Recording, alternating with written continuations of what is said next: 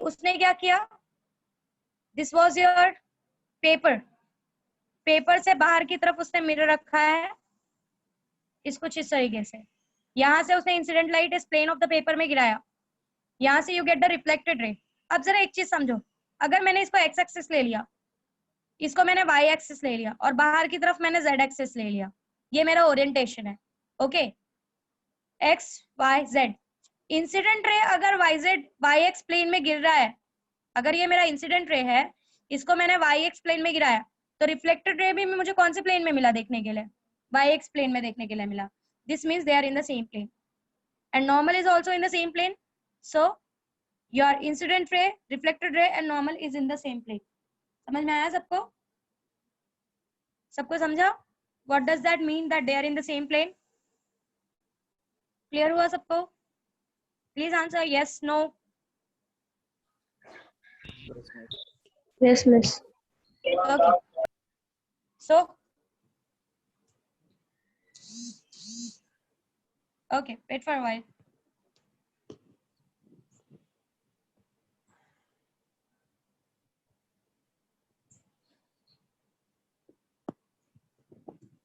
Hello miss. हाँ बोलो। नहीं मिस कुछ नहीं, मुझे लगा गया network. Okay, so this was about they are in the same plane. Okay, इसका मतलब सेम प्लेन होता है कि there are different planes. There is an xz plane, there is an yz plane, there is an yx plane. But अगर incident ray yx plane में है तो reflected ray भी yx प्लेन में ही आपको देखने के लिए मिलेगा। This is what does this same plane means. Same plane होने का मतलब ये है, समझ में आया? This are different planes.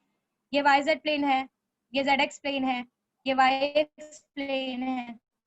Clear? So they are in the same plane means इसी पर्टिकुलर प्लेन में आपको इंसिडेंट, रिफ्लेक्टेड और नॉर्मल तीनों देखने के लिए मिलेगा। ठीक है, so let's go ahead with the new derivation that is refraction of light. Huygens principle के हेल्प से हम रिफ्रैक्शन प्रूव करते हैं। मैं लास्ट में आपका होमवर्क चेक करूंगी। Refraction of light. अब रिफ्लेक्शन तो काफी अच्छे तरीके से हाइजन ने अपने प्रिंसिपल से प्रूव कर दिया। अब जरा रिफ्रैक्शन देखते हैं कि वो कैसे प्रूव कर रहा है। क्या करना है रिफ्रैक्शन ऑफ लाइट में? Again there is a plane wave front. एक प्लेन दिखने वाली लाइट जो है आपके पर्टिकुलर सरफेस को आकर स्ट्राइक करेगी and it is a refracting medium. Now अब ये मिरर नहीं है, so light is going from medium 1, it is going from medium 1 to medium 2, it is going from medium 1 to medium 2। अगर आपको reflection अच्छे से समझा है तो रिफ्रैक्शन के रे डायग्राम को समझने में आपको ज्यादा टाइम नहीं लगेगा। Okay, so let's focus on the ray diagram of reflection. सबको विजिबल है? Is it visible to everyone? Now let's go ahead. यहां से this is a plane wave front, ये लाइट का रे है, this is a ray of light, path of light. इसको हमने नाम दे दिया, इसको हमने नाम दे दिया है दिस रे AB wave front is striking this surface. It is going from medium 1 to medium 2. MN is a boundary line जहां से वो अंदर की तरफ एंटर करने वाला है। वहां इस मीडियम को आप एयर ले सकते हो, इस मीडियम को आप वाटर ले सकते हो, not a big deal. Okay, now it is going from rare to denser medium. Of course मालूम है when it is going from rare to denser medium, ये जो भी लाइन है ये टुवर्ड्स नॉर्मल शिफ्ट होने वाली है।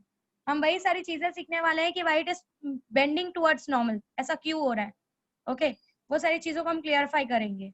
नाउ एज मैंने पहले भी बताया कि हाइजीन का principle was not that much correct जितना उसको होना चाहिए था। उसका प्रूविंग वाज वेरी एक्यूरेट, जो वो बोल रहा था वो सारी चीजें वो समझा पा रहा था, पर जो वो रीजन दे रहा था उसके पीछे वो उतने एक्यूरेट नहीं थे जितना एक्यूरेट होने चाहिए थे, जिसकी वजह से उसके प्रिंसिपल को आगे जाके रॉन्ग प्रूव कर दिया गया।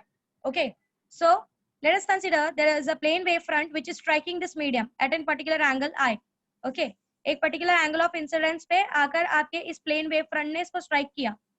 Plane wave front for Abhishek, plane wave front क्या होता है ये चीज मैं तुमको बाद में समझा दूंगी एट द एंड। ठीक है, जस्ट फिलहाल इतना समझो कि एक लाइट है जिसका एक पता है प्लेन वेव, इसमें बहुत ही मैग्निफाइड फॉर्म लिया है।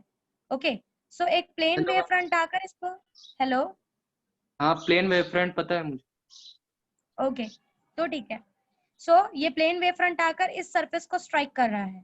ठीक है, when it is striking to the surface mn, अब होगा क्या, ये जो ए पॉइंट है, इस वेव फ्रंट का जो ए पॉइंट है, आपको पता है वो पहले आगे बढ़ जाएगा। जितने देर में बी अभी सी पे पहुंचेगा उतने देर में ये रिफ्रैक्ट होकर अंदर की तरफ चला जाएगा। क्लियर?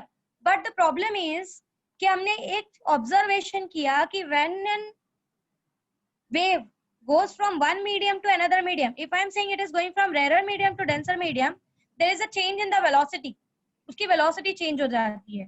so यहाँ पर अगर समझो मैंने t टाइम के बाद b को देखा कि कैपिटल t टाइम के बाद वो c पे पहुंच रहा है, तो उसी कैपिटल t के टाइम के बाद a कहीं तो पहुंच चुका होगा और वो जहां पहुंचा है उसको हम e कंसिडर करेंगे। This is our e point जहां पर वो इसी टाइम पर्टिकुलर टाइम में पहुंचा है। अब यहाँ पर हम ये नहीं बोल सकते कि ये ए ने जितना डिस्टेंस कवर किया है उतना ही यहाँ पर भी कवर किया है।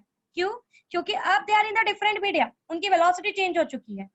So distance covered by B to reach C in time t is given by v1 into t if velocity of light in first medium is v1। First medium में velocity के वेव की velocity को, light के रे की velocity को हम v1 लेते हैं। तो फर्स्ट मीडियम में वो डिस्टेंस कितना कवर करेगा? Distance is velocity is distance upon time. So if velocity is distance upon time, velocity into time will give distance. तो ये distance is v1 into t। First medium में velocity is v1। दूसरे medium में enter करने के बाद let's say in medium two velocity is v2। So A कितना distance cover करेगा उतने ही टाइम t में, कैपिटल T में, it will be v2 into t। ठीक है, समझ में आ रहा है मैंने सबको क्या बोला? पहले ए आके स्ट्राइक कर देगा, जब ए आके स्ट्राइक करेगा let's say the time is t is equals to 0। B को सी पर स्ट्राइक करने के लिए t is equals to capital T का टाइम लग रहा है। ओके, बट अगर ए आके स्ट्राइक कर चुका है तो जितने देर में ये कैपिटल T टाइम में सी पॉइंट पे पहुंचने वाला है, ये बी पॉइंट जो है वो सी पॉइंट पे रीच करने वाला है, उतने टाइम में ये ए थोड़ा आगे बढ़ चुका होगा, ये ए किसी एक पर्टिकुलर डिस्टेंस ई तक पहुंचा होगा। अब ये डिस्टेंस मेजर करने के लिए मैं सिंपली क्या कर सकती हूँ, इसको टाइम कितना लग रहा है इस बी को सी तक पहुंचने के लिए, कैपिटल T, इसकी वेलोसिटी मीडियम 1 में v1 है। So we know velocity is equals to v1 is equals to distance upon time. तो कितना डिस्टेंस कवर किया है, कितने टाइम में कवर कर रहा है, capital T। So v1 into t will give you this distance, किसने कितना डिस्टेंस कवर किया। अब इसी पर्टिकुलर टाइम में a थोड़ा आगे बढ़ चुका है, बट दूसरे मीडियम में वेलोसिटी चेंज हो चुकी है अब इसकी। Of course in second medium velocity has been changed. So अगर वेलोसिटी चेंज हो चुकी है, सो नया इस पॉइंट ने कितना डिस्टेंस इसी टाइम में कवर किया होगा आगे की तरफ, it will be v2 into t। समझ में आ रहा है? So now I can not से कि BC और A ही एक दूसरे को इक्वल है, मैं ये वर्ड यूज नहीं कर सकती। अब मैं ये वर्ड हमने ऊपर जब रिफ्लेक्शन में प्रूफ किया था, हमने कहा था क्यों, क्योंकि वो एक ही मीडियम में थे, अब मीडियम चेंज हो गया, पानी है मतलब डैम्पिंग ज्यादा होगी। अगर मैं एयर से वाटर लूं तो डैम्पिंग बढ़ जाएगी, वेलोसिटी कम हो जाएगी मेरी। तो मतलब अगर मैं मीडियम से मीडियम चेंज कर रही हूँ, my velocity is going to change. तो यहाँ पर वेलोसिटी इज v1, यहाँ पर वेलोसिटी इज v2। तो आई कैन नॉट से कि इस टाइम t में अगर b से c तक में उसने v1t कवर किया तो यहाँ पर भी v1t ही कवर किया होगा। यहाँ पर डिस्टेंस कम या ज्यादा दोनों हो सकता है, that depends upon the medium.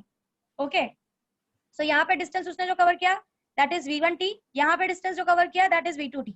अब मैं क्या कर रही हूँ, अगेन ये मेरा उसी कैपिटल T टाइम में ये मेरा रिफ्रैक्टेड वेव फ्रंट है। अगर तुम हर डायरेक्शन में वो रिफ्रैक्ट करने वाला है ना, हर डायरेक्शन में पास करने वाला है, तो अगर मैं यहाँ से एक हेमिस्फीयर ड्रॉ करूं, सो C is again a tangent. ये पॉइंट A पॉइंट आके यहाँ पे टच करेगा, आगे की तरफ बढ़ जाएगा, A के बाजू वाला पॉइंट आके टच करेगा, उसके बाजू वाला पॉइंट आके टच करेगा। तो जितने देर में ये E पहुंचा है उतने दूर में ये पॉइंट सिर्फ यहीं कहीं पहुंचा होगा, ये वाला पॉइंट कहीं यहीं कहीं पहुंचा होगा, ये वाला पॉइंट कहीं यहीं कहीं पहुंचा होगा, ये वाला पॉइंट अभी तक सिर्फ C पे पहुंचा है। तो हर पॉइंट पे, वेट फॉर व्हाइल, हर पॉइंट से अगर अब मैं एक टेंजेंट ड्रॉ करूं तो that CE is the tangent. अब पूछो, बोलो सी वाला पॉइंट वापस बोलो ना, ये वो आगे आगे जब क्या जाएगा तो कम कम होगा, वो हेमिस्फीयर वाला। हाँ, ये पॉइंट पहले पहुंच गया, तो आगे की तरफ मैं कैपिटल T टाइम के बाद देख रही हूँ, जितने टाइम के बाद मेरा B C पे पहुंचने वाला है। ठीक है, अब A सबसे पहले पहुंच गया था तो उसने एक पर्टिकुलर डिस्टेंस कवर कर लिया होगा। A के जो बाजू वाला पॉइंट है इन कैपिटल टाइम T, एकदम A का डिस्टेंस तो उसने कवर नहीं किया होगा, A से थोड़ा पीछे ही होगा, क्योंकि there is a path difference, A यहाँ पर है, दूसरा पॉइंट यहाँ पर है, फिर तीसरा पॉइंट यहाँ है, उसने कुछ कम डिस्टेंस कवर किया होगा, चौथा पॉइंट यहाँ है, उसने और कम डिस्टेंस कवर किया होगा, सबसे लास्ट पॉइंट बी है जिसने टी के बाद सिर्फ टच किया है। मिस तो हेमिस्फीयर कैसे बन रहा है? अमन तू ऐसा बिहेव मत कर कि तूने लास्ट लेक्चर्स अटेंड नहीं किए। वेवलेट्स हर डायरेक्शन में होते हैं ना, हाँ तो आप उसका, तो अगर आप उसका ओवरऑल एक सर्कल बनाओ तो this wavelets have a small small hemisphere जिसके एनवेलप को आप लेके वेव फ्रंट बोलते हो। याद है? कुछ याद आ रहा है? ओके मिस, मैं नहीं था लास्ट लेक्चर। ऐसे करोगे तो कैसे काम चलेगा अमन? ठीक है, सो ये ए एक पर्टिकुलर पॉइंट ई तक पहुंच गया, ए के बाजू वाला पॉइंट कुछ दूरी तक पहुंचा होगा, उसके बाजू वाला पॉइंट थोड़ा और दूर तक पहुंचा होगा, और बी सिर्फ अभी सी पे टच हुआ है। हर पॉइंट अपना एक वेवलेट, ये जो लाइंस बन रहे हैं एक्चुअली दिस आर वेवलेट्स, ये छोटे छोटे छोटे छोटे हेमिस्फीयर्स होते हैं, और उन्हीं हेमिस्फीयर्स का एक टेंजेंट बनाया जाता है। This is the biggest hemisphere, ये सबसे बड़ा साइज का हेमिस्फीयर होगा, फिर उससे छोटा साइज का, फिर उससे छोटे साइज का, फिर उससे छोटे साइज का, जिस बिचारी और वेवलेट्स, उन वेवलेट्स के एनवेलप को, इस एनवेलप को ही हम वेव फ्रंट बोलते हैं। सो this is our reflected wave front, ये वाला पार्ट समझ में आ रहा है सबको? रे डायग्राम समझा सबको? क्लियर? सबको समझा? कुछ समझ में आ रहा है? Yes no? Yes, अगर miss. मुंह बंद करके बैठे रहोगे तो मैं अज्यूम करूंगी तुमको सब समझा। Yes, miss. सुनाई नहीं दिया मुझे। हाँ मिस यस समझा। मैं समझा। Yes miss. समझा। समझा? अभिषेक कुछ समझ में आ रहा है? Okay fine. Aman wave front के लिए एक काम करना, तुम, मैंने जो नोट्स भेजा है ना उस नोट्स को जरा गो थ्रू करना, शायद तुमको चीजें समझ जाएगी कि मैं ये जो छोटा छोटा हेमिस्फीयर बोल रही थी वो मैं क्या बोल रही थी। हाँ ठीक मिस, है, अभी ये जो लाइंस हम दिखा रहे हैं ना दैट इज अ वेवलेट, उसके एनवेलप को वी से अ वेव फ्रंट। ओके, सो हर पॉइंट जो यहाँ पर रीच करेगा, हर पॉइंट एक आगे के डिस्टेंस की तरफ बढ़ेगा। Since there is a path difference, A सबसे पहले पहुंच जाएगा, तो जितने देर में बी अभी सी पे पहुंच रहा है उतने देर में ए ने भी कुछ डिस्टेंस कवर किया है। दोनों डिस्टेंस इस बार सेम नहीं है क्योंकि दोनों, यहाँ पर बी की वेलोसिटी इज डिफरेंट। जब हमने रिफ्लेक्टेड में देखा था ए और बी दोनों सेम मीडियम में थे, ठीक है, बट यहाँ पर ऐसा नहीं है। बी हवे में है, ए वाटर में है, एक बंदा एयर में भाग रहा है, रेसिंग एयर में कर रहा है, और दूसरा बंदा पानी में घुस चुका है, तो यहाँ पे डैम्पिंग बढ़ जाती है। तो जितना वेलोसिटी इस बी पॉइंट की एयर में होगी उतनी ही वेलोसिटी ए पॉइंट की अब वाटर में नहीं होगी। So this distance, this AE and BC will not be same anymore, ये अब सेम नहीं होंगे। समझ में आ रहा है? हाँ सबको मिस। ये रे डायग्राम अच्छे से समझा? किसी को कोई डाउट है तो प्लीज आस्क। ये डायग्राम जरा ध्यान से देखो, मैंने जो भी चीज समझाई है दिमाग में सेट हो रही है क्या वो देखो। ये CE क्या है वो समझ में आ रहा है क्या? वहां का CE और यहाँ का CE एक ही चीज है, वहां पे रिफ्लेक्टेड था, यहाँ पे रिफ्रैक्टेड है, अंदर की तरफ है। बहुत ध्यान से इस रे डायग्राम को देखो, कुछ भी ऐसा लग रहा है कि नहीं क्लिक हो रहा तो पूछो, I will explain you again. Hello ma'am. बोलो। हेलो। हाँ मैम, जैसे जैसे हम आगे जाएंगे वैसे तो डिस्टेंस बढ़ेगा ना? हाँ, आपने वो बोला तो कि कम होगा। आपने बोला कि कम होगा। कौन से डिस्टेंस की बात कर रहे हो? दो वेव फ्रंट के बीच में। नहीं, मैंने नहीं बोला डिस्टेंस कम होगा, मैंने ये आपने डिस्टेंस की बात की। एक मिनट, मैंने ये डिस्टेंस की बात की। जरा यहाँ से देखो, ये पॉइंट है, ये यहाँ पहुंचा है, इसके बाजू वाले पॉइंट का डिस्टेंस, इसने जो डिस्टेंस कवर किया है, ये बाजू वाला पॉइंट उससे कम डिस्टेंस कवर करेगा, उतने ही टाइम में उससे बाजू वाला पॉइंट उससे कम डिस्टेंस कवर करेगा। समझ में आ रहा है? मैंने वो कैसे करेगा? ये ए सबसे पहले पहुंचा, लिसन, ए सबसे पहले पहुंचा, ए ने अंदर की तरफ भागना शुरू किया। अभी इसके जस्ट जो बाजू वाला पॉइंट है, ये पॉइंट देखो, इसने तो अभी तक टच ही नहीं किया है, तो जितने देर में ये टच करके अंदर आने वाला है तब तक तो ये पॉइंट आगे बढ़ चुका होगा। लेकिन ओवरऑल डिस्टेंस देखें तो ज्यादा उसका ही रहेगा ना? किसका बच्चा? उसके बगल वाले का। तू समझा नहीं, तू क्या कैलकुलेट कर रहा है? मेरे को अब समझ में आया तू क्या बोल रहा है। एक मिनट सुनने की कोशिश कर, मैं इस बाउंड्री से देख रही हूँ, आई अच्छा am seeing from this boundary, मैं अंदर की तरफ देखने की कोशिश कर रही हूँ। मेरा ऑब्जर्वेशन, मैं यहाँ पर खड़ी हूँ और मैं अंदर की तरफ देखने की कोशिश कर रही हूँ। ये जो है ये रिफ्रेक्टेड वेव फ्रंट, मैं अंदर की तरफ कोशिश कर रही हूँ देखने की। तू क्या बोला मुझे समझ में आया कि मिस हाँ अगर मैं इसका डिस्टेंस देखूं, इसका डिस्टेंस, तो ये तो ज्यादा कवर कर रहा है। वही चीज मैं बता रही हूँ, अगर मैं इस बाउंड्री से देखूं, I am seeing from this boundary, reflected ray हम कहाँ देखते हैं? पानी के अंदर, पानी के बाहर नहीं देखते हम, पानी के अंदर का रिफ्लेक्टेड रे देखते हैं। तो हम इस बाउंड्री से अंदर की तरफ देख रहे हैं। तो बाउंड्री से अंदर की तरफ अगर मैं देख रही हूँ, अब तेरे एक्सप्लेनेशन के हिसाब से मैं जा रही हूँ कि ए तो फटाक से आगे आ गया, अभी ये जो उसके जस्ट बाजू वाला पॉइंट है उसको कुछ बाहर का कवर करना है, फिर अंदर आना है। सो जहां पर ए पानी में यहाँ पहुंच चुका होगा, वहां पे ये जो पॉइंट है दूसरा वाला, वो पीछे ही होगा अभी, क्योंकि उसने कुछ बाहर का भी कवर किया है। यही तो डिफरेंस क्रिएट कर रहा है आपके ये दोनों पॉइंट्स में। देखो यहाँ पे भी, इस पॉइंट को भी देखने की कोशिश करो जरा। जहां पर ए ई पे पहुंच गया है, बी ने अभी तक सिर्फ ये सी डिस्टेंस कवर करके पानी को सिर्फ टच किया है। तो मैं बाउंड्री के अंदर देखने की बात कर रही हूँ, समझ में आ रहा है? बाउंड्री, बाउंड्री ओरिजिन माना गया। एग्जैक्टली, बाउंड्री ओरिजिन हो रहा है। हम रिफ्लेक्टेड रे अंदर की तरफ देखते हैं ना, मैं बाउंड्री से बात कर रही हूँ। ठीक है, फाइन। सो सबको रे डायग्राम समझा सबको अच्छे से? ए पॉइंट ने ई तक डिस्टेंस कवर किया है, उसके जस्ट वाला पॉइंट उसी पर्टिकुलर टाइम में इतना ही डिस्टेंस पानी के अंदर कवर कर पाएगा। उसके बाजू वाला पॉइंट पानी के अंदर इतना ही डिस्टेंस कवर कर पाएगा। उसके बाजू वाला पॉइंट इतना ही डिस्टेंस कवर कर पाएगा। उसके बाजू वाला पॉइंट इतना ही डिस्टेंस कवर कर पाएगा। उसके बाजू वाला पॉइंट एकदम इतना ही। सी ने जस्ट आके टच किया इसी पर्टिकुलर टाइम टी में। और जब सारे पॉइंट्स का आप टेंजेंट ड्रॉ करो, so this C is representing the reflected wave front. ये रिफ्लेक्शन हो रहा है ना, हर पॉइंट का अगर आप एक line common tangent line draw करो तो आपको ये रिफ्लेक्टेड वेव फ्रंट मिल जाएगी इस पर्टिकुलर टाइम टी के बाद, कैपिटल टी के बाद। समझा?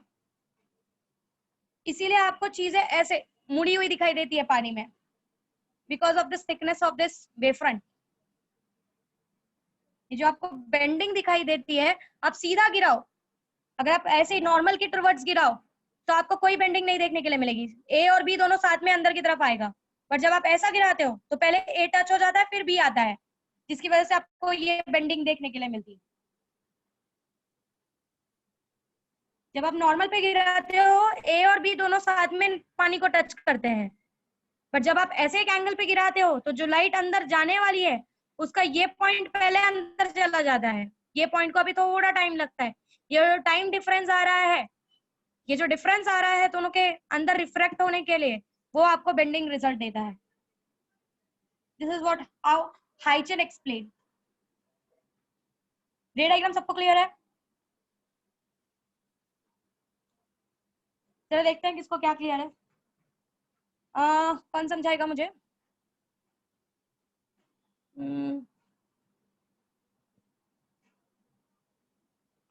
कोई समझाएगा मुझे खुद से? ईशा, ईशा समझाएगी?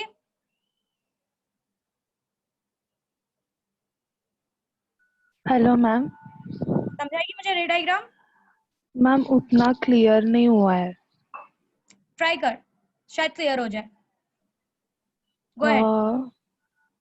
मैम नहीं, आप एक बार कर दो, मैं बाद में बताती हूँ। नहीं, मैं अब तो तू ही बताएगी, मैं बोलती जाऊंगी तू बताती जाएगी। ए बी क्या है? What is A B? Incident wave front. कौन सा वेव फ्रंट है? प्लेन है, स्फेरिकल है, सिलेंड्रिकल है, कौन सा है? प्लेन। Plane wave front. ये ए डैश ए और बी डैश बी क्या है? इसको क्या बोलेंगे? What it is? What it is? ये जो हमने परपेंडिकुलरली ड्रॉ किया है, what does this mean? It's a ray of light. ये पाथ कवर करके आपका वेव फ्रंट आगे की तरफ आया है, जिसने आपके सरफेस को एक एंगल ए पे, एक एंगल आई पे आके स्ट्राइक किया है। This I is angle of incidence. ठीक है? सबसे पहला पॉइंट जो स्ट्राइक करने वाला है सरफेस को, वो कौन सा होगा? ए होगा कि बी होगा? ए होगा। ए होगा। मतलब ए, आपने एक्सपेरिमेंट, आपने अपना ऑब्जर्वेशन t = 0 से शुरू कर दिया। सबसे पहला पॉइंट ए आकर पानी के सरफेस को स्ट्राइक करेगा। ठीक है, फाइन। अब मैंने बोला कि ये जो कैपिटल टी है, लेट अस अज्यूम इस लाइट का इस मीडियम में वेलोसिटी इज v1, ठीक है। दूसरे मीडियम में भी वेलोसिटी वही रहेगी क्या ईशा? दूसरे मीडियम में भी वेलोसिटी वही रहेगी क्या? नहीं मैम, चेंज हो नहीं जाएगा रहेगी। ना। अगर ये एयर है, ये वाटर है, वाटर में पानी के मॉलिक्यूल्स और क्लोज आ जाते हैं, डैम्पिंग हाँ बढ़ जाएगी, हाँ अपोजिशन बढ़ जाएगा, मानते हो? हाँ वेलोसिटी चेंज होगी, मानते हो? ठीक है। हाँ आपने बोल दिया ए सबसे पहले स्ट्राइक करेगा जहां से हमारा ऑब्जर्वेशन शुरू हुआ, t इक्वल्स टू 0, ठीक है। दूसरा मैं बोल रही हूँ एक कैपिटल टी के बाद मेरा बी आके सी को टच करेगा, मानते हो? हाँ जितने देर में बी आके सी को टच करेगा, ये जो ए है जिसने पानी को टच कर दिया है, वो भी कुछ ना कुछ तो आगे बढ़ेगा, रुका तो नहीं हाँ रहेगा, मानते हो? हाँ हाँ हाँ मानते हो? यहाँ पर मुझे डिस्टेंस निकालना है कि बी से सी ने, अगर बी ने कैपिटल टी टाइम के बाद सी को आके टच किया तो कितना डिस्टेंस उसने कवर किया, कैसे निकालोगे बताओ जरा? वो वेलोसिटी, मतलब velocity is velocity equals to distance upon time, तो फिर टाइम टी में कवर किया है तो वीटी रहेगा। v1 into T is equals to D. हाँ अब यहाँ पर v1 into T distance cover किया है, उतने ही टाइम में यहाँ पर कितना कवर करेगा, ए से ई तक जाने में कितना कवर वी करेगा? V2 V1 T v1 T V2 आएगा, V2 v2 into T. T. हाँ ये दोनों ने सेम डिस्टेंस कवर किया होगा क्या इस बार? हाँ हाँ या ना? हाँ हाँ सोचो, यहाँ पर ये डिस्टेंस जो कवर किया और ये डिस्टेंस जो कवर किया वो सेम होगा क्या? मतलब बी से सी आने पे जो टाइम लगा है, बट ए तो तब तक कवर कर चुका होगा ना। ईशा आप ध्यान से समझ मेरा क्वेश्चन क्या था। मैंने क्वेश्चन ये पूछा कि बी से सी उसने जो डिस्टेंस कवर किया है उतना ही ए से ई भी करेगा क्या, सेम डिस्टेंस होगा क्या? नहीं नहीं होगा या नहीं होगा? नहीं होगा। क्यों नहीं होगा? टाइम तो सेम है ना दोनों का, तो क्यों हम डिस्टेंस अलग आ रहा है? वेलोसिटी बदल रहा है ना, तो एग्जैक्टली यही चीज रिफ्लेक्शन में नहीं हुई थी। रिफ्लेक्शन में वेलोसिटी सेम होने की वजह से जितना बी से सी ने कवर किया उतना ही ए से ई ने कवर किया था, याद है? हाँ एग्जैक्टली अब ये चीज समझ गई, हाँ मैम ठीक है। समझा। अब जरा ध्यान से देखते जा, ए अभी ई तक पहुंचा है, ए का बाजू वाला पॉइंट भी कुछ दूर तक पहुंचा होगा पानी के अंदर, उसके हाँ बाजू वाला पॉइंट भी कुछ दूर तक पहुंचा होगा, हाँ उसके बाजू वाला पॉइंट भी कुछ दूर तक पहुंचा होगा। सबसे last after time T, capital T, कौन पहुंचा है? सी। बी सी पे पहुंचा है, मानते हो? हाँ मानते हो? हाँ मैम। अब ये यहाँ पर पहुंचा है, ये वाला पॉइंट यहाँ पहुंचा है अभी तक, ये उतने ही टाइम टी में, इसी टाइम में मैं देख रही हूँ ये वाला पॉइंट यहाँ पहुंचा है, ये वाला पॉइंट ने जस्ट आगे टच किया है। उन सारे पॉइंट ने जहां पे ये जो एरोस बनेंगे सबके, जो जहां जहां पहुंचे उनके पोजीशन से मैंने एक टेंजेंट ड्रॉ कर दिया, विच इज माई सीई, जो ऑल टुगेदर मुझे रिफ्रैक्टेड वेवलेट्स का, यहाँ इस पॉइंट, ये पॉइंट यहाँ टच हुआ, ये पॉइंट यहाँ टच हुआ, ये पॉइंट यहाँ टच हुआ, ये सारे मेरे वेवलेट्स है, ये हर पॉइंट के मेरे वेवलेट्स है जो पानी के अंदर जा रहे हैं, मानते हो? हाँ क्या? और उस सारे पॉइंट्स के एरो का जब मैंने एनवलप बनाया, ये मेरे वेवफ्रंट को रिप्रेजेंट करने वाला है, मानते हो? हाँ और ये मेरा रिफ्रैक्टेड वेवफ्रंट हो गया क्योंकि ये रिफ्रैक्टेड वेवलेट्स से बना हुआ है, मानते हो? हाँ मैम एक्सप्लेन हो गया आपका रे डायग्राम, समझा समझा। आधी चीजें तो आपने ही बताई। हाँ सो this is your incident wavefront, और ये जो आपने रिफ्रैक्टेड वेवलेट्स से बनाया, पानी में ये पॉइंट्स के टच करने के बाद आपने ये जो वेवलेट्स बनाए हैं, इनके एनवलप ने आपको रिफ्रैक्टेड वेवफ्रंट दे दिया, और ये एंगल होने की वजह से ही आपको ये टेढ़ी मिली, ये जो आपको बेंडिंग मिला है ओवरऑल। जब आपने इसको ऑब्जर्व किया यहाँ से, आपने क्या देखा? बेंडिंग देखी। वहीं पे अगर आप चीज सीधा देखते, सीधा लाइट पास करते तो ए और बी दोनों साथ में टच होता, ये एंगल में भेजने की वजह से ही ये सारा पॉइंट ये क्रिएट हो रहा है। तो आपको जो बेंडिंग देखने के लिए मिलती है वो एक पर्टिकुलर एंगल पे ही मिलती है। आप कभी नॉर्मल पे चीजों को ऐसा सीधा रख के देखो, आपको कोई बेंडिंग नहीं मिलेगी, क्योंकि ए और बी दोनों t इज इक्वल टू 0 पे पानी को टच कर देगा। आर यू अंडरस्टैंडिंग रिफ्रैक्टेड रे? समझा सबको? रे डायग्राम क्लियर हुआ? किसी को कोई डाउट है या आगे बढ़ूं? किसी को कोई डाउट है या आगे बढ़ूं? आगे बढ़ो मिस, क्लियर है। Okay, let's go ahead. अब जरा ध्यान से देखते जाओ। This A dash A and P. This is my angle of incidence I. This is my angle of incidence I. अब जरा इसको देखो। एक काम करना, स्क्रीनशॉट करके इसको मल्टीपल स्क्रीन करना। स्क्रीनशॉट रखो अपने पास और इसको मल्टीपल स्क्रीन में रखो अगर रख सकते हो। जिनके मल्टीपल स्क्रीन नहीं है मैं उनको 2 मिनट का टाइम देती हूँ। ये डायग्राम ले लो। अब जरा यहाँ पे देखो, this is A dash A P, ये एंगल ऑफ इंसिडेंस हो गया। This is my angle of incidence. इस एंगल को जरा निकालो। ये पहले भी हम निकाल चुके हैं, याद है? ये पूरा, ये रे ऑफ लाइट, ये पूरा part, this is 90 degree, this is 90 degree. ये मेरा आई मैम होगा। थोड़ा फोकस ये करो मेरा ना। क्या हो जाएगा? मैम बना और ले फोकस क्या? करो। हाँ मैम स्क्रीन क्लियर बनाओगे? है। नहीं ठीक दिख है, रहा नहीं बनाओगे? है। अब दिख रहा है? अब दिख रहा है? नहीं मिस। हाँ मैम। अभी क्लियर है? क्लियर है? चलेगा मैम। चलो ठीक है, फटाफट बना के लो। हैव अ पेंसिल स्केल, फटाफट बना के लो। चलो चलो फटाफट बना के लो। I am giving you 5 minutes का टाइम, जल्दी बनाओ। उसके बाद एक्सप्लेन करती हूँ। जल्दी जल्दी बना के लो हर कोई।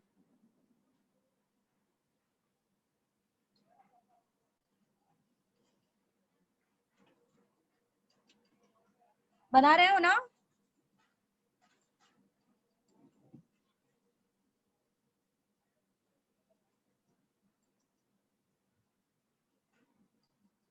ये बात ध्यान देना कि ये इंसिडेंट रे और ये wave front, they must have a 90 degree with each other, क्योंकि रे ऑफ लाइट ऐसा सीधा सीधा आगे आ रहा है, ऐसा ऐसा ऐसा ऐसा। सो जो पाथ है और जो वेव फ्रंट है उनके बीच में 90 डिग्री है।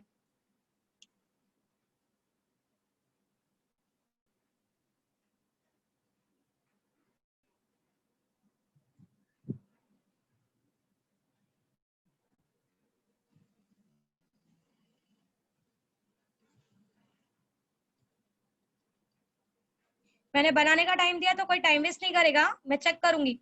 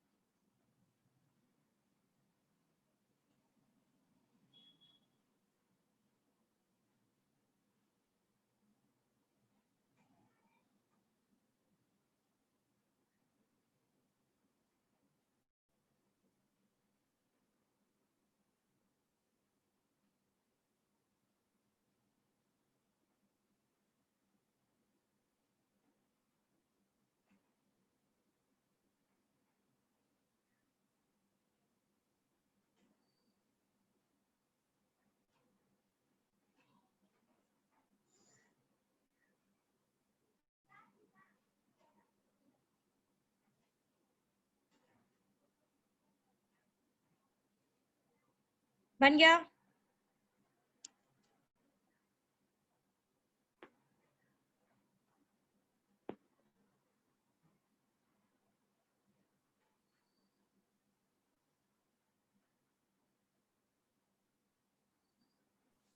हेलो हाँ मिस, वो हम लोग को ये करना रहता है क्या पहले, क्या बोलते हैं वो, एक ये आर्क बनाना रहता है क्या मिस? जरूरी नहीं है, लिए नहीं जरूरी है। पहले ना हमको जब हमारा स्टैंडर्ड था तो what they used to do, हम लोगों को एक सर्कल बनवा देते थे। वो they used to draw a circle. वो सर्कल ये रिप्रेजेंट करता था कि we are representing a wave front. Miss, but Okay. वो सर्कल कौन से आप रेडियस का लेते थे? कोई भी चलेगा, कोई ऐसा फिक्स्ड रेडियस नहीं है। मिस अगर ऐसा करता हूं ना मैं, तो फिर हाँ। इन दो टैंजेंट है ना, common tangent.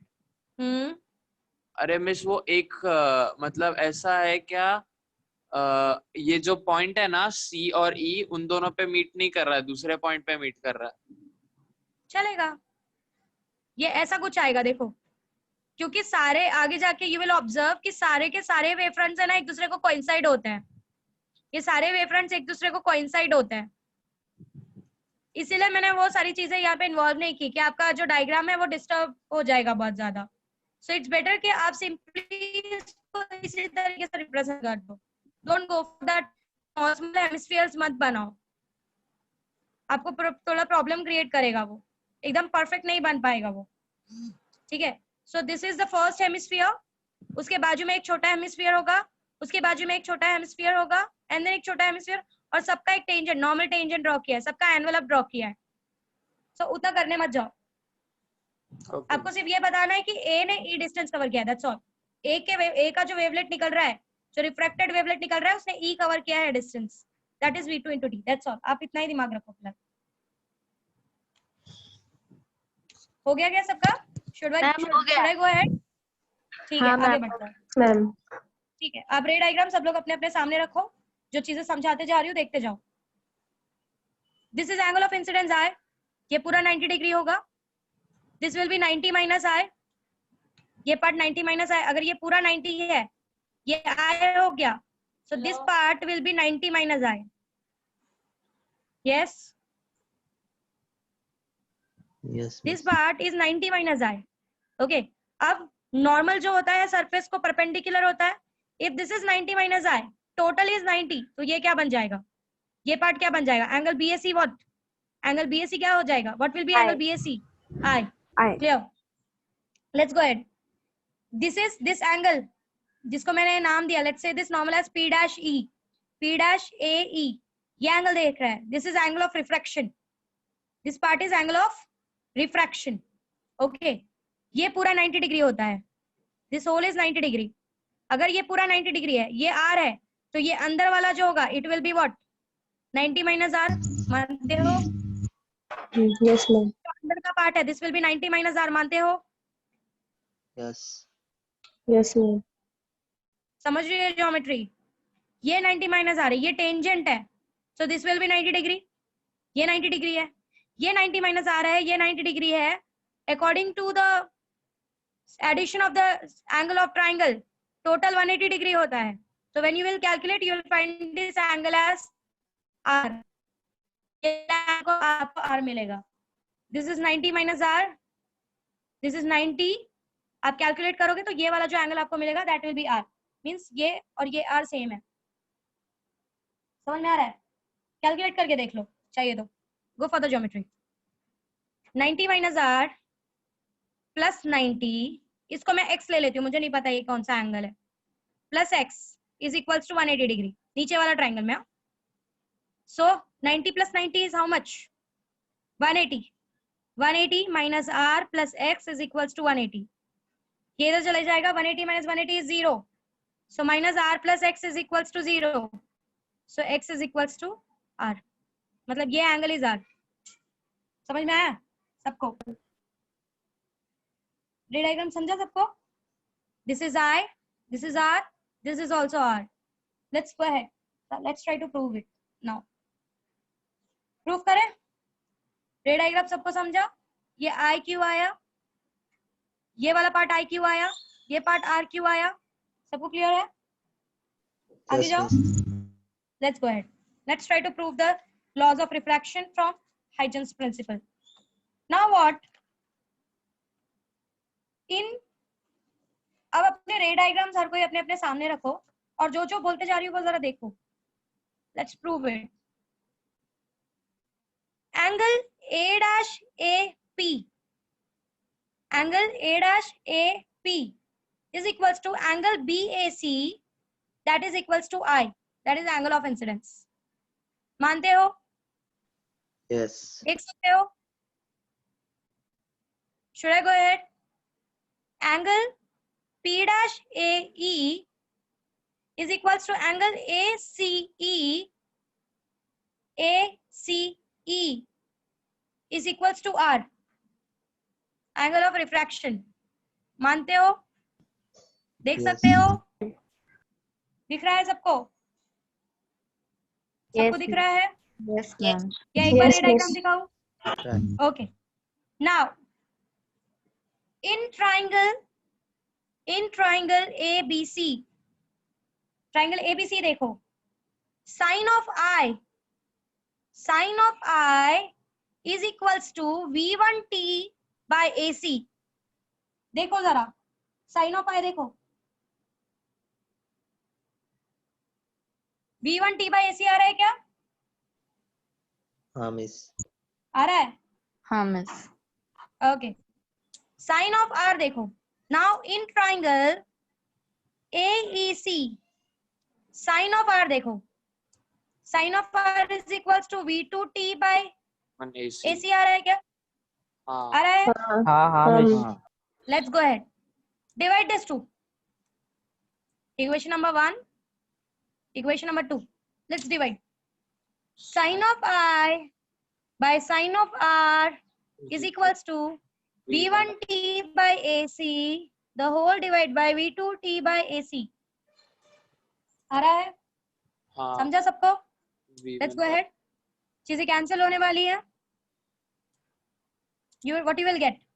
Sin of I by sin of R is equals to V1 by V2. Sorry, V2 by V1 आएगा. नहीं करेक्ट है. ये V1 by V2.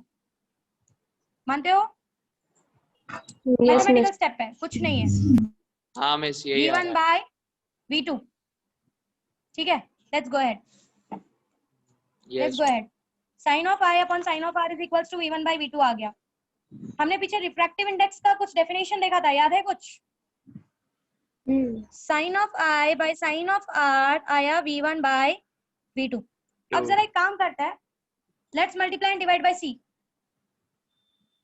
C introduce करते हैं. अगर मुझे इसको C इंट्रोड्यूस करने के बाद मुझे ये इस फॉर्म में चाहिए, तो मैं कैसे लिख सकती हूँ इसको? How can I right this? I can write this like this. C by V2 divide by C by V1. अगर मैं इसको इस फॉर्म में लिखूं तो मुझे वापस ये फॉर्म मिल जाएगा. लिख के देख लो. C by V2 into V1 by C हो जाएगा. ये की बात हो गई. हाँ miss. I can write this as this. लिख सकती हूँ मैं. Correct? So let's write it. Sin I by sin R is equals to, इसको जरा इस फॉर्म में लिखते हैं. ये वापस ये जो फॉर्म है वापस इसी फॉर्म को रिजल्ट करने वाला है. N2 ठीक है? by N1. C by V2 divide by C by V1. Yes. ठीक है? Let's go ahead. अब जरा अगर ध्यान से देखो, एब्सोल्यूट रिफ्रैक्टिव इंडेक्स है ये. हाँ miss. This is absolute refractive index. Absolute refractive index of medium 2, absolute refractive index of medium 1. So you can simply write it as N2 N2 by N1. N1. By N1.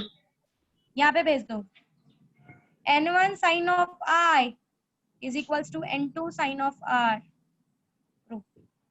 First law of refraction. First law of refraction proof हो गया.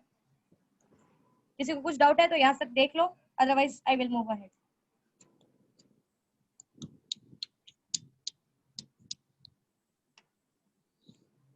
मैंने आपको बताया था, आपको reflection समझा तो refraction समझने में ज्यादा टाइम नहीं लगेगा.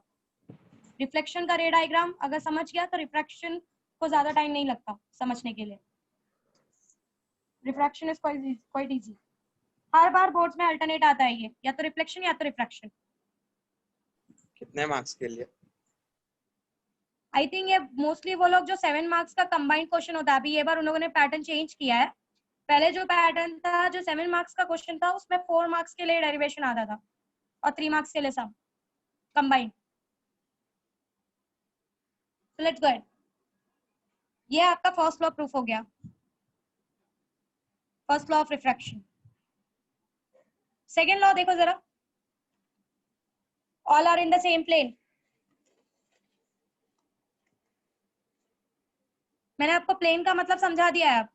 इसको अगर एक एक्सिस समझते हो, ये बाहर की तरफ है, this will be Y axis, this is X axis, और बाहर की तरफ विल बी जेड एक्सिस. देख सकते हो ये पूरा एक प्लेन है. कौन सा प्लेन है ये? एक्स और वाई एक्सिस का प्लेन है. इंसिडेंट रे भी एक्स वाई प्लेन में आ रहा है, जो रिफ्रैक्टेड रे है वो भी एक्स वाई प्लेन में आ रहा है, और जो नॉर्मल है वो भी X Y plane, means they are in the same plane. मैंने आपको प्लेन का मतलब समझा दिया, प्लेन का मतलब क्या है, सारे के सारे एक प्लेन में आ रहे हैं, सिर्फ इंसिडेंट रे और रिफ्रैक्टेड रे बाउंड्री के अपोजिट साइड्स में है, दैट्स ऑल। समझ में हेलो आया? मिस। हाँ बोलो। मिस जैसे अगर मैंने एयर और वाटर का अगर मैंने ये लिया है, कपल लिया हुआ है, और मैंने उसका sine I by sine R का ये निकाला, रेशियो निकाला, तो मैम अगर मेरा साइन आई चेंज होते रहेगा हमेशा, मतलब मैंने कभी साइन आई कुछ और लिया, फिर मतलब मैंने आई कुछ और लिया, फिर बाद में आई कुछ और लिया, फिर भी वो रेशियो हमेशा कांस्टेंट ही आएगा ना? कांस्टेंट आएगा, दैट विल बी कांस्टेंट, क्योंकि आप आई चेंज करोगे तो आपका आर भी चेंज होता जाएगा, तो वो रेशियो आपका हमेशा कांस्टेंट आएगा, ठीक है? Okay miss. So this is what the first law of reflection gives you. Second law भी मैंने आपको बता दिया, दैट इंसिडेंट रे, मैंने आपको बता दिया एक प्लेन में होने का मतलब क्या है, what do you mean by one plane. ये हमारा एक प्लेन है, एक बाहर की तरफ होगा और एक ये होगा, ठीक है? सो इंसिडेंट रे भी वही है, अगर आप रिफ्रैक्टेड रे देखते हो तो वो भी कुछ एक्स वाई प्लेन में ही नीचे की तरफ आता है। So they are incident ray, normal and refracted ray, they are all in the particular. अगर मैं इसको एक्स वाई प्लेन बोलती हूँ, इस पार्ट को, इस पूरे पार्ट को अगर मैं एक्स वाई प्लेन बोलती हूँ, पेपर के अंदर वाला पार्ट, सो सारी की सारी चीज मुझे एक ही प्लेन में मिलेगी, that will be in the X Y plane. So this is what your second law explains. अब कुछ और भी चीजें देखते हैं। अब इसको जरा अगर तुम ध्यान से देखो, जो नीचे है वही नीचे पड़ा हुआ है, जो ऊपर है वही ऊपर पड़ा हुआ है। अगर आप ऊपर से देखते हो, जो नीचे है वही नीचे, वो नीचे है, जो ऊपर है वो ऊपर है। सो यहाँ पर कुछ लेफ्ट राइट जैसा नहीं हुआ है, तो मतलब आपको यहाँ पर कोई लेटरल इन्वर्शन देखने के लिए नहीं मिलता। You don't find anything lateral inversion. Lateral inversion सिर्फ आपको इन्वर्टेड में देखने के लिए मिलता है। जो ए है, याद है वहां पे ए ऊपर हो गया था, ई पे आ गया था, और बी जो था वो नीचे हो गया था। अब यहाँ पर अगर आप खड़े होकर देखते हो तो ए ही नीचे है और बी ही ऊपर है, अगर आप ऊपर से ऑब्जर्व करो तो। There is no nothing called as lateral inversion उसके एक्सप्लेनेशन के हिसाब से, which was not correct as I am saying again. Huygens का explanation was that much. Lateral inversion के मामले में उसने जिस तरीके से हमसे समझाया, that is not the correct reason. भले उसने प्रूफ करेक्ट दिया, सॉरी उसने आंसर करेक्ट दिया कि there is something called as lateral inversion in mirror, but जो ये एक्सप्लेनेशन था कि अगर मैं यहाँ से खड़े होकर देखूं तो ए नीचे है तो यहाँ पे ई भी नीचे है, बी नीचे है तो यहाँ पे सी, बी ऊपर है तो यहाँ पे इसके कंपेयर में सी भी ऊपर है, ठीक है? सो ये जो एक्सप्लेनेशन था, ये explanation was not correct, but इसने उस तरीके से बता दिया कि ए नीचे है तो ई भी नीचे है, मतलब कोई भी कन्वर्शन नहीं हुआ है। So you will not find lateral inversion in refracted rays. Okay, this was all about reflection of light, refraction of light. किसी को यहाँ तक कुछ डाउट है तो पूछो, otherwise I will go ahead, आगे की तरफ बढ़ूंगी मैं। जाओ आगे, should I move ahead? Okay. अब जरा एक चीज यहाँ पे इस लॉ से भी देख लो। हमने क्या देखा कि my particular things were going from N1 to N2। मैंने कहा था N1 एयर है, मैंने एक एग्जांपल लिया था, N1 मीडियम एयर ले लो, N2 को वाटर ले लो। उल्टा भी हो सकता है, आप रे ऑफ लाइट को उल्टा भी भेज सकते हो, डेंसर से रेयर भी भेज सकते हो, you can do that. But हमारे कंडीशन में मैंने सिंपलिसिटी के लिए मैंने N1 को एयर लिया और N2 को ग्लास या वाटर, कुछ भी ले सकते हो। This are our absolute refractive index. Okay Aman, sorry miss. अगर N1 is smaller than N2, जरा इस रिलेशन से ध्यान से देख रहे हो तुम, N2 एंड V2 का रिलेशन क्या आ रहा है, C by V2। जरा इन चीज को ध्यान से देखो, ये चीज देख रहे हो, दे आर इनवर्सली प्रोपोर्शनल। ये इनवर्सली प्रोपोर्शनल है। अगर N2 बड़ा हुआ तो V2 छोटा होता जाएगा, जितना अपोजिशन बढ़ते जाएगा आपकी वेलोसिटी उतनी कम होती जाएगी। ये बात हमेशा याद रखो, अपोजिशन बढ़ रहा है, आपको कहीं भागना है, आपके सामने बहुत ज्यादा अपोजिशन है, आपकी वेलोसिटी उस तरीके से कम होती जाएगी, ठीक है? They are inversely proportional. So simple सा फंडा ये चीज समझाता है कि व्हाई स्पीड स्लोज डाउन। अगर N1 is smaller than N2, since we are seeing that in refractive index and the velocity of that particular ray of light in that medium, they are inversely proportional, so of course V1 will be greater than V2। velocity in the first medium will be greater than velocity in the second medium। ये चीज समझा रही है, इसी ये meaning है इसका कि velocity जो है फर्स्ट मीडियम में as compare to the second medium ज्यादा है। अगर रिफ्रैक्टिव इंडेक्स फर्स्ट मीडियम का छोटा है, अपोजिशन फर्स्ट मीडियम का कम है, आपका हवा में अपोजिशन कम होगा as compare to the water, so this explains you the opposition. अगर फर्स्ट मीडियम में अपोजिशन कम है तो velocity will be no. This is what your law explain. Should we go ahead? सबको समझा? आगे बढ़ू। Let's try to find out dependency of wavelength on refractive index. ये चीज मैंने आपको पहले भी समझाई है, पर जब हमने रिफ्रैक्टिव इंडेक्स के बारे में डीप में पढ़ा था तब मैंने आपको बताया था कि रेड लाइट आपका बहुत जल्दी बाहर निकल जाता है क्योंकि उसका साइज बहुत बड़ा है, उसको जल्दी कोई चीज रोक नहीं पाती। ओके, रेड लाइट की स्कैटरिंग नहीं होती, रेड लाइट को कोई धक्का नहीं मार सकता क्योंकि उसका वेवलेंथ बहुत बड़ा होता है। Highest wavelength is of red light, सबसे छोटा वायलेट लाइट का होता है। वायलेट लाइट को कोई भी धक्का मार के स्प्रेड कर देता है। अगर वायलेट लाइट का क्लस्टर आ रहा है, सामने का आपने छोटा सा भी अपोजिशन रखा, एयर मॉलिक्यूल्स भी रखा, एयर मॉलिक्यूल्स भी ये छोटे छोटे बच्चों को धक्का मार के स्प्रेड कर देते हैं। आपका जो स्काई है उसका ब्लू कलर दिखने का रीजन है ये। नॉर्मल डेज पे आप अपने स्काई को ब्लू कलर देखते हो, यही रीजन है कि ये जो जब सन से लाइट बाहर आती है, ओके, सो ये जो छोटे छोटे बच्चे हैं, ये जो वायलेट लाइट्स है, ये हमारा एटमॉस्फेयर क्या करता है, इन छोटे छोटे बच्चों को धक्का मार के स्प्रेड कर देता है, जिसकी वजह से आपको पूरे स्काई में ब्लू कलर देखने के लिए मिलता है। Okay, this is because of the scattering of this violet colour. इनके साइज के छोटे होने का रीजन है ये। Hello miss. हाँ बोलो। मिस डार्क ब्लू क्यों नहीं मिलता? डार्क ब्लू नहीं मिल रहा क्योंकि स्प्रेड हो रहा है ना, इट्स स्प्रेडिंग। आप एक छोटे सा कलर का डब्बा लो, उसमें बहुत सारा मिक्स कर दो, बड़ा सा कुछ पानी के अंदर उसको मिक्स करते जाओ, बहुत ज्यादा स्प्रेड हो रहा है वो, समझ गया स्प्रेडिंग। तो एकदम डार्क ब्लू आपको देखने के लिए नहीं मिलता है इसलिए। मिस। अगर you ये find it blue, ब्लू वाला अगर ऐसा नहीं हुआ तो ये आसमान एकदम वाइट दिखेगा, ब्लैक दिखेगा जब तक सन पूरी तरीके से सामने नहीं आता। बहुत सारे रीजन है आपके, ये एक आपका ब्लू दिखने का एक ये one of the main reason है कि आपका स्काई ब्लू क्यों दिख रहा है। उसके पीछे भी बहुत सारे फिनोमिनास है, अगर वो सारे फिनोमिनास फॉलो नहीं होते ना तो आपको लाइट तब तक नहीं दिखती जब तक सन आपके सर पे नहीं आ जाता। समझा समझा समझा? तो बहुत सारे रीजन है। ब्लू दिखने का reason was the scattering of the small small particles. इनका साइज इतना छोटा होता है कि अपने एटमॉस्फेयर के एयर मॉलिक्यूल्स भी इसको धक्का मार के पूरा स्प्रेड कर देते हैं। So we observe our sky to be blue. समझा? So let's go ahead. इसीलिए जब सनराइज या सनसेट होता है वो टाइम में आप सिर्फ रेड कलर देख पाते हो, क्योंकि बाकी के जो कलर्स होते हैं वो स्कैटर हो चुके होते हैं, स्प्रेड हो चुके होते हैं, और सिर्फ आपको रेड या ऑरेंज कलर का मिक्सचर देखने के लिए मिलता है। क्योंकि रेड और ऑरेंज कलर को ज्यादा कोई स्कैटर नहीं कर पाता, उनका साइज सबसे बड़ा होता है। मैंने आपको ये बात समझाई है। I can not control bigger people, I can control smaller people. ये चीज मैंने आपको समझाई है। तो ये जो रिफ्रैक्टिव इंडेक्स होता है ये कहीं ना कहीं wavelength, size of the wave पे डिपेंड करता है। Let's try to proof mathematically. वैसे तो हमको समझ में आ चुका है कि ऑफकोर्स साइज बड़ी है तो भाई मेरा अपोजिशन उस पर काम करने वाला नहीं है, मैं उसके सामने कुछ नहीं हूँ, ठीक है। तो ये बात तो हमको पता है कि wavelength depends on the refractive index.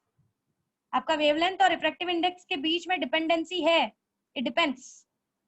अब उसको मैथमेटिकली प्रूफ करते हैं जरा। विल गो अहेड मैथमेटिकली, ठीक है। Let's try to prove it. So next topic is dependence of wavelength on refractive index. Refractive index इसको मैथमेटिकली प्रूफ करेंगे जरा। हाँ ओम, तुमको वो डाउट क्लियर हुआ क्यों sky appears blue? Okay, so no Om, जब तुम्हारा सन बहुत सारे लाइट को रिलीज करता है, सबसे छोटा जो वेव होता है वो वॉयलेट कलर का होता है, वॉयलेट एंड ब्लू। ओके, होता क्या है कि हमारा जो एटमॉस्फेयर है, हमारा जो अर्थ का एटमॉस्फेयर है, वो क्या करता है, ये सारे ब्लू लाइट को बहुत ज्यादा स्प्रेड कर देता है, धक्का मार देता है। धक्का मारने की वजह से ये सारे वॉयलेट लाइट जो है वो अर्थ के आजू बाजू स्प्रेड हो जाते हैं, जिसकी वजह से हमको हमारा एटमॉस्फेयर ब्लू कलर का देखने के लिए मिलता है। समझा? Okay, let's go ahead. Dependency of wavelength on refractive index. Let's try to understand. Let us say कि मैं एक प्लेन वेव फ्रंट ले रही हूँ, तुमको बार बार क्वेश्चन आ रहा होगा मैम प्लेन वेव फ्रंट ही क्यों, आप और कोई वेव फ्रंट ले लो ना। प्लेन वेव फ्रंट लेने का रीजन ये है कि मैं सारे एक्सपेरिमेंट्स सनलाइट के हेल्प से कर रही हूँ, सनलाइट इज एट इंफिनिटी, तो उसकी वजह से जो वेव फ्रंट मेरे पास पहुंचेगा that will be a plane wave front, ठीक है। तो मैं सारे एक्सपेरिमेंट्स प्लेन वेव फ्रंट से इसीलिए कर रही हूँ क्योंकि मैं मेरा सोर्स जो यूज कर रही हूँ वो सन को यूज कर रही हूँ, ठीक है। So main source is my son. वो टाइम पे उसने मेन सोर्स सन लेके किया था हाइजेन ने, इसीलिए we are continuously taking plane wave fronts. So let us consider कि ये एक बाउंड्री है and your medium has been divided into two parts. This is medium 1 and this is medium 2, ठीक है। यहां से प्लेन वेव फ्रंट्स अंदर की तरफ स्ट्राइक हो रहा है और इस प्लेन वेव फ्रंट्स का मैं एक लेयर देख लेती हूँ अंदर की तरफ। These are some layers of plane wave front. Primary, secondary, tertiary अलग अलग होता है ना, ठीक है। So let's say this one is the primary, AB, CD, EF, ये अलग अलग लेयर्स है इस वेव फ्रंट के जो इस पानी के अंदर स्ट्राइक करने वाले हैं, और मैं इनको नॉर्मली गिरा रही हूँ। मैं कोई एंगल पे लेके मेरे को टेंशन करना ही नहीं है क्योंकि मुझे अभी मेरा रिफ्रैक्शन जैसा कोई पार्ट मुझे एक्सप्लेन नहीं करना है। अब मुझे ये एक्सप्लेन करना है कि why wavelengths, how wavelengths depends upon the medium. ये जो वेवलेंथ्स है इनके साथ एग्जैक्टली होता क्या है। This is how your Huygens explain ना, क्योंकि वेव फ्रंट का पूरा फिनोमेना उसी का था। प्लीज एवरीवन ध्यान से देखो। हियर एक्चुअली मुझे अभी ड्रॉ ही नहीं करना चाहिए था, ठीक है।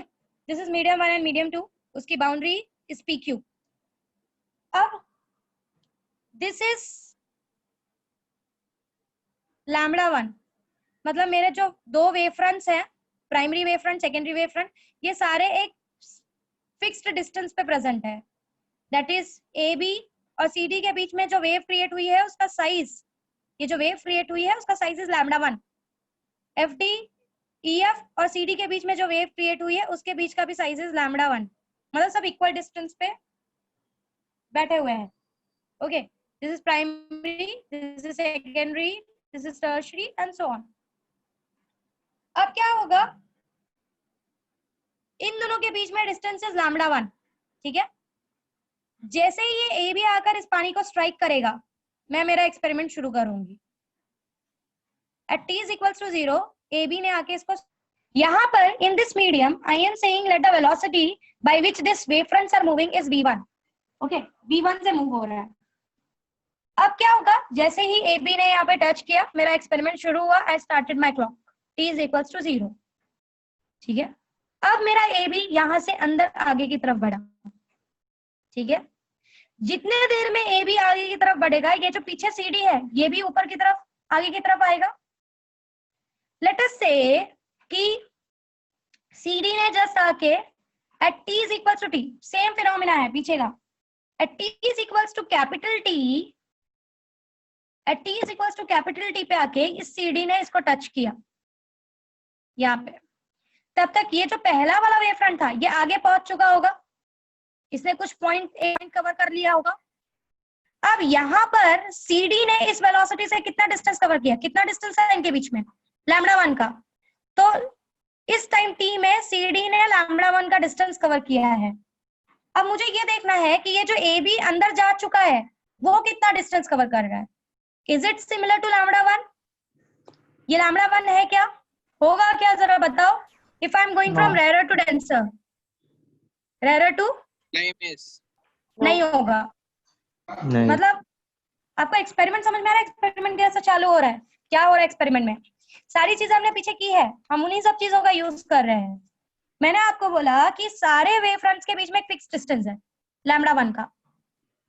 मैंने मेरा experiment t is equals to 0 से शुरू किया है। AB ने जस्ट आके इसको टच किया, मेरा एक्सपेरिमेंट शुरू हुआ t is equals to 0 पे।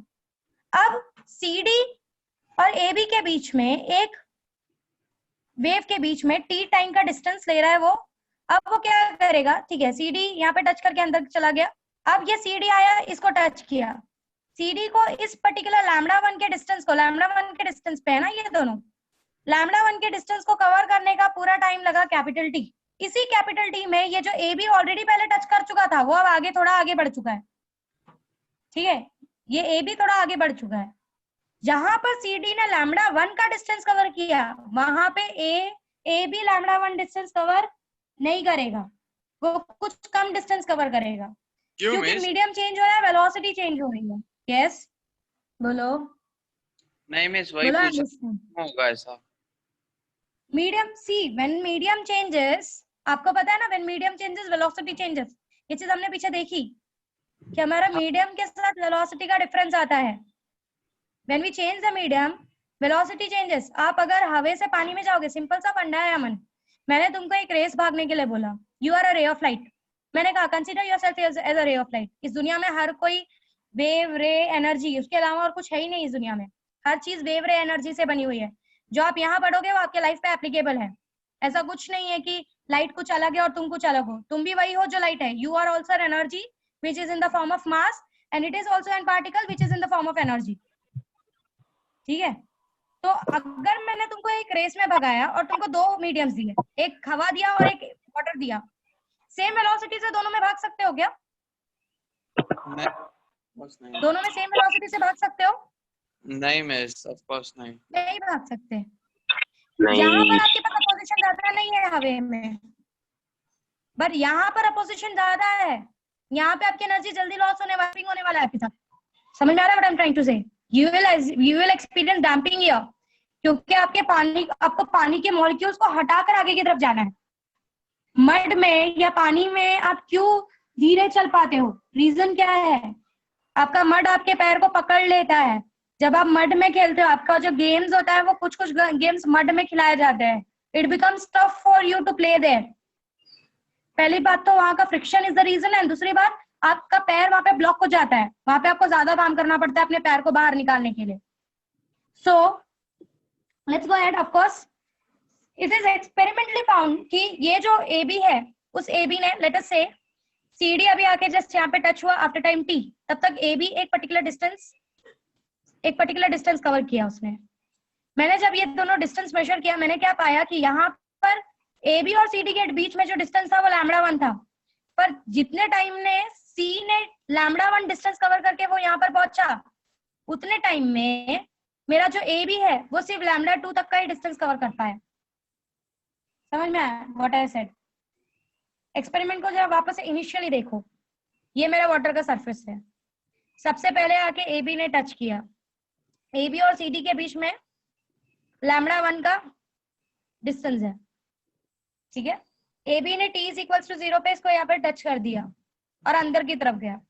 जब वो अंदर की तरफ गया, AB कुछ यहीं पर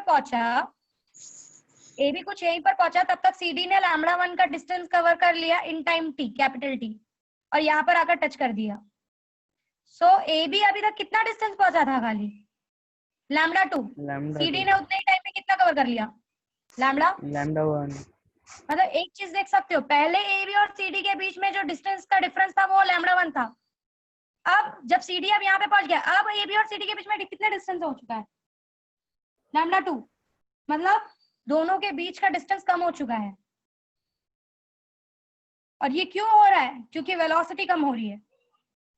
वेलोसिटी कम होने की वजह से दोनों के बीच के डिस्टेंस का, इसकी वेलोसिटी कम होने की वजह से दोनों के बीच का डिस्टेंस क्या हो चुका है? कम हो चुका है। अब सबको क्लियर हुआ मैं क्या बोल रही हूँ? सबको समझा? यो प्लीज, यस और नो? यस। एक ही दो बच्चों को समझाया गया, बाकी लोग मुंह बंद करके क्यों बैठे हैं? मैम समझा। समझा मिस, समझा मैम। नहीं ठीक है, समझा तो ठीक है। चलो यहाँ जाते हैं। यहाँ पे velocity, let's say the velocity v1 in the first medium, v2 in the second medium, ठीक है। टाइम t के बाद ही मैं दोनों को देख रही हूँ। टाइम t के बाद अभी तक ये सिर्फ λ2 कवर कर पाया, उसी टाइम t में CD ने λ1 का डिस्टेंस कवर कर लिया था। सो t = λ1 by v1, और दूसरा t क्या आएगा फॉर AB जो पानी के अंदर जा चुका है? t = उसी टाइम में ए ने लैम्बडा 2 बाय v2 का डिस्टेंस कवर किया। सेम टाइम में देख रही हूँ मैं, I am observing in same time, time period is same. Lambda 1 by v1, lambda 2 by v2। यहाँ तक सबको क्लियर है? आगे जाओ। ये जो मैंने इक्वेशंस लिखे वो सबको क्लियर है? आगे जाओ। हाँ मिस। आकांक्षा, अमला, बाकी जितने भी लोग कंसंट्रेट कर रहे हैं, Ashwini. Yes ma'am yes. Okay let's go ahead. सिर्फ ये पार्ट कवर करके फिर उसके बाद I will stop. Okay I think हो रहा है टाइम थोड़ा ज्यादा, but let me complete this. So हमको दो इक्वेशंस मिल गए। t is equals to lambda 1 by v1, t is equals to lambda 2 by v2. Let's divide this. First equation, second equation. जब मैंने इसको डिवाइड किया, I got 1 is equals to lambda 1 by v1, lambda 2 by v2. ये एक equation मिला। You can write this equation as 1 is equals to lambda 1 by v1 multiplied by v2 by lambda 2. ठीक है? Yeah, mathematical expression है, that's all. 1 is equals to v2 by v1 multiplied by lambda 1 by lambda 2. v2 by v1 कुछ दिख रहा है? Refractive index से compare होने वाला है अभी ये। Is going to compare with the refractive index. v2 by v1 मतलब it is refractive index of second medium, sorry, refractive index of what? First medium with respect to second medium. ये वाला situation है ये। Okay refractive, your v2 by v1 is actually refractive index of what? बताओ जरा। refractive index of first medium with respect to second medium. Second medium. Correct है ये representation correct है? Yes. Yes miss. Now let's try to go ahead. Excuse बोलो। Miss वो ऊपर वाला 1 minute दिखाओ ना। हाँ मिस समझिए। Should we go ahead? Yes miss. Okay, let's go ahead. Now अब जरा कुछ समझाने वाली हूँ फ्रॉम लॉज ऑफ रिफ्रैक्शन, जरा उसको देखना। हमने क्या किया था? n2 sin of r is equals to n1 sin of i, correct है? ऐसा कुछ लिखा था। और फिर हमने क्या किया था? नहीं, करेक्ट है क्या? हाँ करेक्ट है। So n1 sin of i is equals to n2 sin of r, एक ही बात है। sin of i upon sin of r is equals to n2 by n1, ऐसा किया था हमने, correct? This was absolute refractive index of second medium, this was absolute refractive index of first medium. ये absolute refractive index of second medium था, ये absolute refractive index of first medium था। जब हम refractive index लिखते हैं ना, हम उसको उल्टा लिखते हैं, मुझे ये समझाना था। Here it is v2 by v1, but आप इसको जब लिखोगे you will write this as n1 by n2, ऐसा लिखोगे। रिफ्रैक्टिव इंडेक्स और वेलोसिटी इनवर्सली प्रोपोर्शनल होती है ना?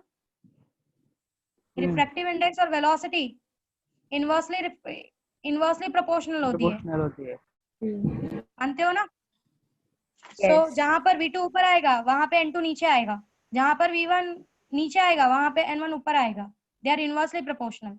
सो ये एक बहुत बड़ा रिलेशन है, ये चीज आपको हमेशा ध्यान रखनी है कि जहां पर आप, अगर आप बोल रहे हो refractive index of first medium with respect to second medium, तो विथ रिस्पेक्ट टू आप जिसको ऊपर रखते हो और जिसको नीचे रखते हो, वेलोसिटी आप सीधा लिखते हो, बट रिफ्रैक्टिव इंडेक्स आप उल्टा लिखते हो क्योंकि दे आर इनवर्सली प्रोपोर्शनल। ठीक है, so let's substitute it here. यहाँ पे सब्स्टिट्यूट करते हैं, डालते हैं। So it will be simply your v2 by v1 will be simply n1 by n2, correct? So 1 is equals to n1 by n2 into lambda 1 by lambda 2। इसको यहाँ भेज दो, नीचे जाएगा, इनवर्स होगा, n2 by n1 is equals to lambda 1 by lambda 2। देख रहे हो इनवर्सली प्रोपोर्शनल का रिलेशन आ गया आपके रिफ्रैक्टिव इंडेक्स और वेवलेंथ के बीच में। You got the inverse relation between refractive index and wavelength. Yes miss। ठीक है. Now what? Let's try to have a general equation for it. कुछ बता सकते हो general equation के लिए क्या कर सकते हो? If you compare it with a vacuum, if you want to compare it with the vacuum, क्या करोगे? If you want to say that your first medium is the vacuum, आपका first medium आप vacuum ले रहे हो. Let's say lambda is equal to n2 lambda 2. N1 को आपने vacuum ले लिया. N1 is vacuum. और वैक्यूम का जो वेवलेंथ है, जो ओरिजिनल वेवलेंथ है, इसको ओरिजिनल वेवलेंथ बोलते हैं. वैक्यूम में your light have the original wavelength. It's lambda naught. That will be this lambda 1. Lambda 1 will be equals to lambda naught here. क्योंकि lambda 1 is the wavelength in first medium. और first medium को अगर मैं vacuum बोल रही हूँ तो that will be my original wavelength. ठीक है. ये N2 by N1 क्या बन जाएगा? सिंपली N2 हो जाएगा. N2 by N1 क्या बन जाएगा? You're comparing this. If you're saying N1 as vacuum, what will be this N2 by N1? n2 absolute refractive index को रिप्रेजेंट कर रहा है ये. It is representing an absolute refractive index. आपको पता है ना, जब आप किसी मीडियम को वैक्यूम से कंपेयर करते हो, when you compare any medium with respect to vacuum, that becomes a absolute refractive index. And that absolute refractive index is represented by what? It is represented by n. एक simple n दे दिया जाता है उसको नाम, या फिर n2 बोल सकते हो. Not a big deal. That is refractive index of second medium with respect to air. आगे air लिखते समय कभी कभी वो लोग कुछ नहीं डालते. ठीक है. So n2 is equals to lambda naught by lambda 2. So lambda 2 is equals to n2. But ये चीज याद रखनी है, मैंने क्यों इसको एक नया सिंबल देने के लिए बोला, that is n, कि आप ये कंफ्यूज ना हो कि ये n2 और ये n2, ये n2 और ये n2 सेम है. This n2 is absolute refractive index. Comparing your this refractive index with respect to vacuum, इसलिए उसको n नाम दे देते हैं. N2 by N1 को, if N1 is vacuum, उसको एक n नाम दे देते हैं. So this will simply becomes N2 by N1 simply becomes n. So it is your n, where n is the absolute refractive index. N is the absolute refractive index. Means you are comparing your second medium with respect to vacuum. So lambda 2 is equals to lambda naught by n. आपका जो नया wavelength create होने वाला है, that will be original wavelength divided by the refractive index of that particular medium. And you can see that the wavelength is inversely proportional to n. जितना ज़्यादा opposition होता जाएगा, wave का size को उतना बड़ा effect create होगा. If you are passing a wave from a water or from any of the medium. Yeah. समझा? मिस ये लास्ट पॉइंट बताओ ना फिर से, जो आपने बोला ये अभी जस्ट. ये वाला part हाँ जो मिस, लास्ट में बोला. हाँ Okay. last वाला. I said कि जितना ज्यादा अपोजिशन क्रिएट होगा, हमने ये ऊपर देखा ना अभी, कि जितना ज्यादा अपोजिशन क्रिएट हुआ, ये जो मीडियम था ये डिसाइड कर रहा था आपके वेवलेंथ को, जो आपका नया वेवलेंथ जनरेट होने वाला है. देख सकते हो दो वेवफ्रंट्स के बीच का जो डिस्टेंस है वो इस पर्टिकुलर मीडियम में वेलोसिटी पे डिपेंड कर रहा है. इस मीडियम में वेलोसिटी पे डिपेंड कर रहा है, क्योंकि वेवफ्रंट्स के बीच का साइज कम होता जाएगा. वेलोसिटी और साइज ये दोनों कम होते जा रहे हैं. जो डिस्टेंस है दो वेवफ्रंट्स के बीच का, एक पर्टिकुलर वेव के साइज का, ये साइज क्रिएट हो रही है. This is the size, thickness, ये कम होती जा रही है जितना जितना आप अंदर की तरफ जा रहे हो. So size is getting reduced. Wavelength and refractive index have a relation between them because of this velocity, because of the decrement in the velocity. आपकी velocity decrease हो जाती है एक particular medium में जाने के बाद. इसीलिए तो जब आप जब प्रिज्म से आप एक white light को पास करते हो, white light consists of number of what we can say wavelengths, but her wavelength का size अलग होता है. हर light के wavelength का इस particular white लाइट में हर कलर का साइज अलग होता है. सबसे बड़ा साइज जो होता है वो रेड लाइट का होता है. ओके, सो उसकी वेलोसिटी को आपका रिफ्रैक्टिव, अब इसका रिफ्रैक्टिव इंडेक्स ये जो है पर्टिकुलर प्रिज्म से जब ये चीज पास होगी, आप ये पाओगे कि हर कलर के लिए एक अलग अपोजिशन क्रिएट होता है बिकॉज ऑफ इट्स साइज, उसके साइज की वजह से। ये जो अपोजिशन है ये रेड लाइट को ज्यादा अपोज नहीं कर पाती क्योंकि इसका साइज, इसके मॉलिक्यूल्स का साइज इस रेड लाइट के सामने बहुत छोटा है, तो इसके वेलोसिटी में कोई खास डिफरेंस देखने के लिए नहीं मिलता। इसके साइज में जब ये बाहर निकलता है ना, इसकी वेलोसिटी की वजह से, सिंस ये जो प्रिज्म है इसकी वेलोसिटी ज्यादा कम नहीं कर पा रहा है, तो ये जो बाहर निकलेगा ना, तो आपको कोई खास, ये जो हमने रिलेशन निकाला λ2 = λ0/n, इसमें और इसमें आपको कोई खास डिफरेंस देखने के लिए नहीं मिलेगा क्योंकि ये ज्यादा अपोजिशन क्रिएट नहीं कर पाएगा। अगर आपको refractive index of red colour निकालना है, आप क्या करोगे, जो वेवलेंथ यहाँ से अंदर आपने भेजा है, वेवलेंथ बाहर की तरफ निकल रहा है, तो दोनों वेवलेंथ को आप मेजर करोगे, you will try to find it.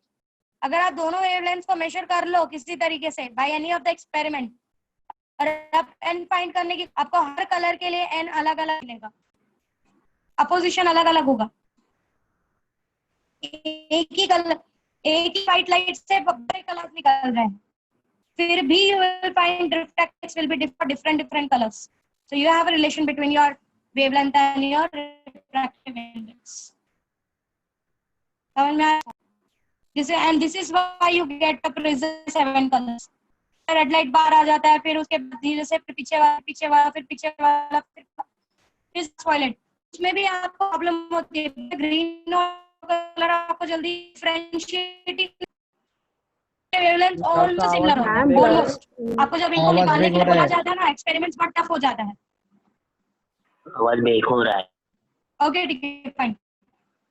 ये चीज समझिए, आपको रिलेशन समझा? हाँ मिस, एक क्लास आउट था मिस, मतलब अगर मीडियम ज्यादा डेंस है तो, अगर मीडियम ज्यादा डेंस है तो वेवलेंथ चेंज होगा? जो बाहर निकल वेवलेंथ होगा उसमें चेंजेस आएगा, ऑफ कोर्स आएगा। यही चीज हमने अभी इतने दूर में सीखी है। जो दो वेवफ्रंट्स के बीच का जो डिस्टेंस है, उसकी वेलोसिटी की वजह से डिस्टेंस यूज होता जाएगा। आपको एक क्राउडेड लाइट देखने मिलेगी, क्राउडेड फ्रंट की लाइट देखने को मिलेगी, ये सारे वेवफ्रंट्स के बीच का डिस्टेंस हो जाएगा। और मिस आपने बताया था रिलेशन बिटवीन योर, हाँ बोलो मिस, आपने बताया था